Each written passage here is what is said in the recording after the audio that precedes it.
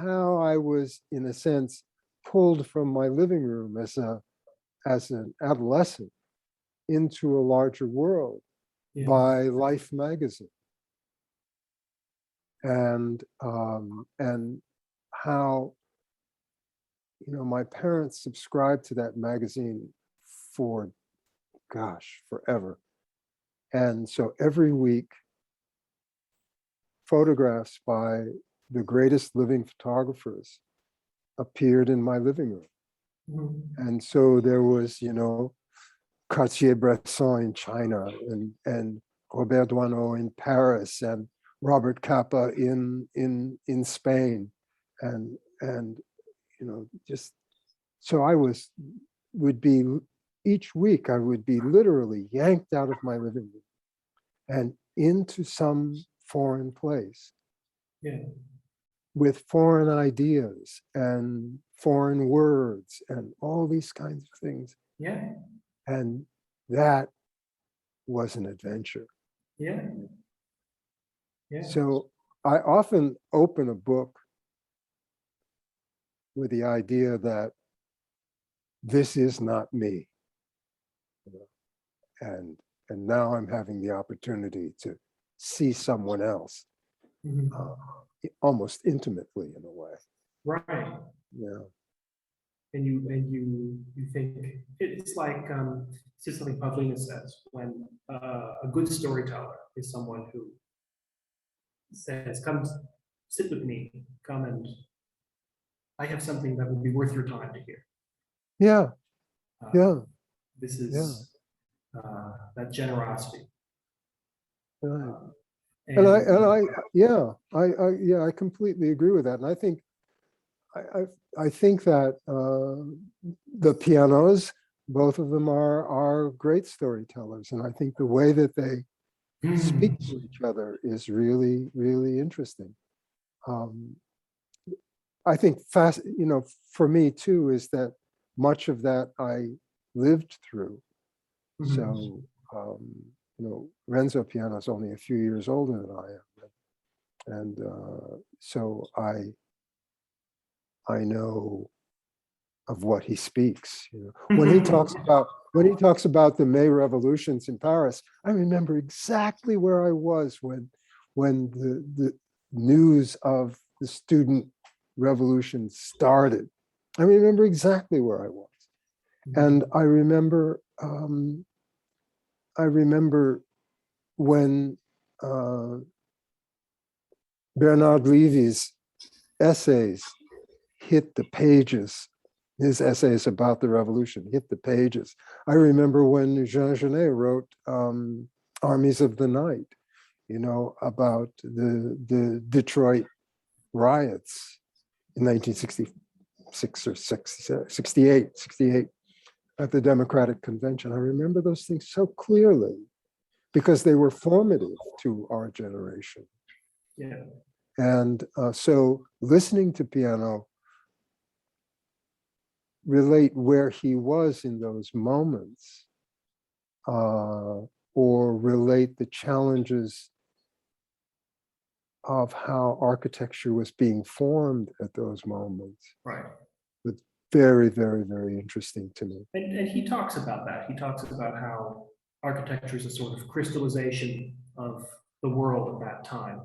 Yeah, yeah, Uh, yeah. and I think that even if the architect didn't intend it, later generations will treat a building as a symbol for its time. And it's good of Renzo to get ahead of that curve and do it intentionally. Yeah. I mean, I don't, you know, I think it's very interesting. It's very interesting to listen to architects talk about where they think their work is. But it's interesting only for a moment. And then it's sort of like, oh, okay, I get that. But what becomes really compelling is how the various social and political and technical formations, come together, and how they've developed over time. Yeah. So that, when I think about modeling the Morgan Library, for instance, then I contrast that with Rem Koolhaas's work in Beijing and modeling that project, and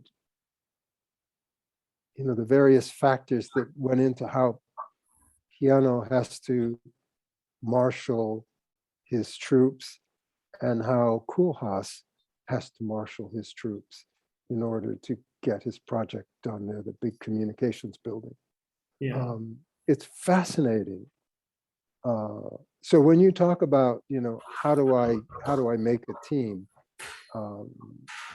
these kinds of things, I mean, one of the things that becomes clear in both these discussions is that the team is an outcome of the exigencies of the moment. Yeah. And what one might do as a strategy is create a moment which will require more voices than my own. Oh my. I mean, that's what we do here. You took that in a really interesting direction. What do we do? I mean, that's what we do here. You do that. Okay, good. Yes, that's what we do here. I don't think I do that. This is news to me. This is all news to me. Yeah, I mean, it's really our modus operandi. How do we create some kind of in a sense, some kind of a crisis Mm-hmm.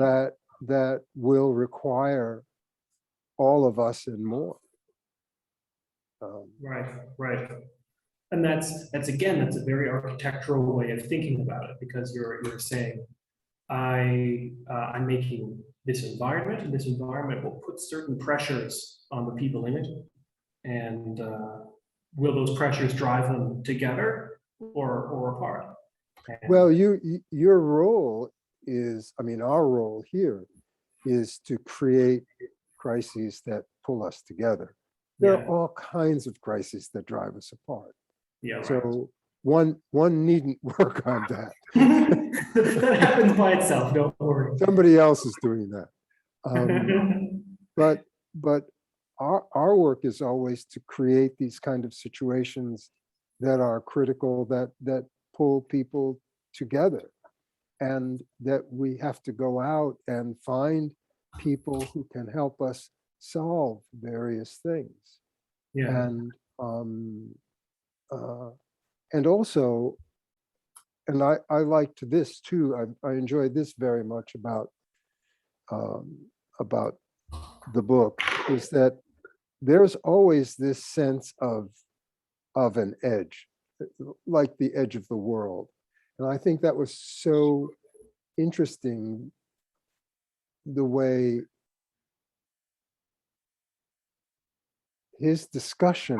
their discussion of this search and their discussion of his experiences in architecture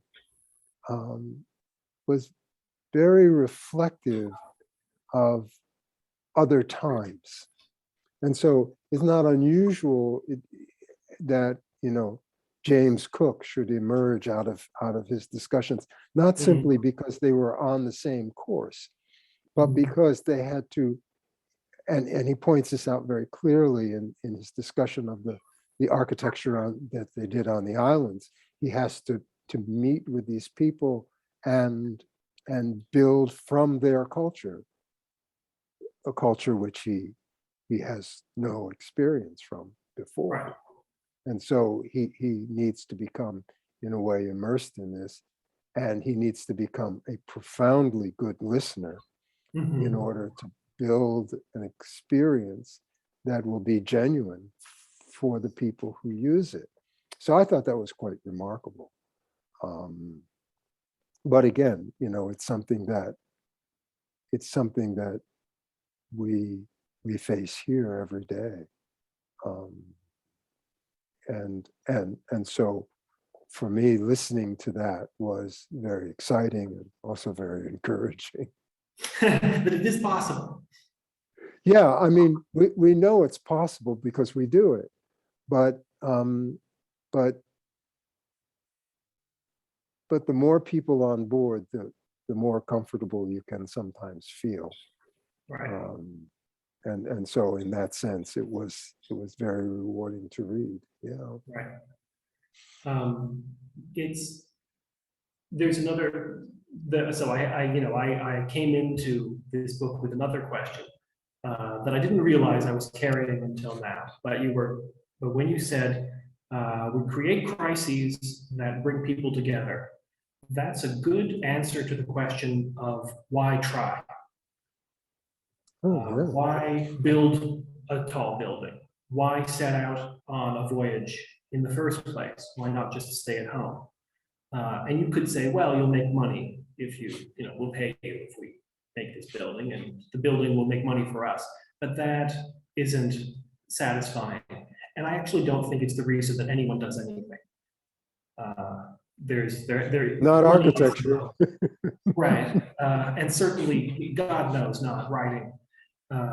And even other things, even other things, people have to have some other reason to do them, and money is nice to have. But I think this is to make a connection with other people. That's why we do, maybe not everything, but it's why we do a lot of things. Yeah, I agree. I mean, one of the most rewarding aspects of our work here is that we get to be together, and that's really clearly one of the most rewarding aspects of it. And also that we're recognized as members of this community. Mm-hmm. It's also very rewarding.